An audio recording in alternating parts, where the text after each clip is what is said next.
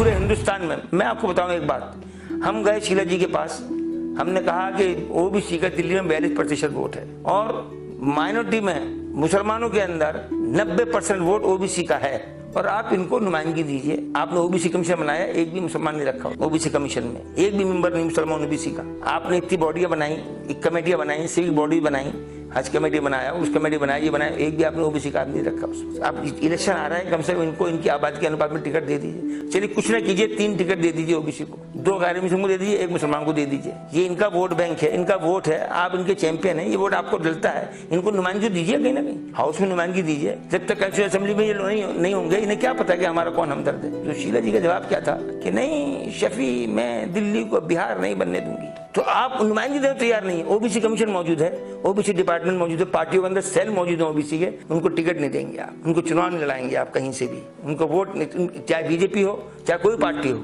OBC बना के रखेंगे, ओबीसी को टिकट नहीं दिया जाएगा, ओबीसी को नुमाइंदगी नहीं दी जाएगी, उनका रिप्रेजेंटेटिव नहीं होगा, ना हाउस में होगा, ना पार्लियामेंट में होगा, ना कॉर्पोरेशन में होगा, ना असेंबली में होगा।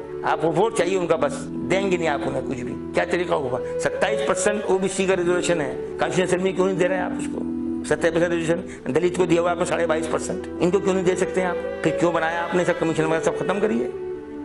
एक सर्टिफिकेट लेने में मालूम होता है कि पाकिस्तान के अफगानिस्तान से लोग आए हुए हैं, इतनी कंडीशन नहीं, शर्तें उन्हें पूरी करनी पड़ती हैं, तो बनाया क्यों ओबीसी आपने? खत्म कीजिए। आधार कार्ड के लिए आप कैंप लगा सकते हैं गलियों में, सेंसस के लिए आप गली गली घरों पे लोगों को भेज सकते हैं आप, लेकिन ओबीसी का सर्टिफिकेट जो उसल है जिसकी वजह से उसको स्कूल में स्कॉलरशिप मिलनी है, उसको एडमिशन मिलना है, सरकारी नौकरी मिलनी है, आप वो नहीं बनने देंगे उसका। मुसलमानों में ऊंची जात के, जिसे खान साहब कहते हैं, नवाब साहब कहते हैं, सैयद साहब कहते हैं, इनकी तादाद बहुत कम है, मजदूर लोग ज्यादा हैं और ये मजदूरों की बुनियाद पर है। इसमें किसी का ना हक कट रहा है, ना किसी के साथ कोई बाधा है, ना किसी ऊंच नीच का, ना जात है। ये मैंने इस चीज में बोला कि जात नहीं है, ओबीसी होना जात पात का सिस्टम नहीं है। ये हमने किया तो वहीं से रैश होना शुरू हो गया। ये क्या हुआ? तो बिल्कुल एक्सपोज कर दिया उन्होंने।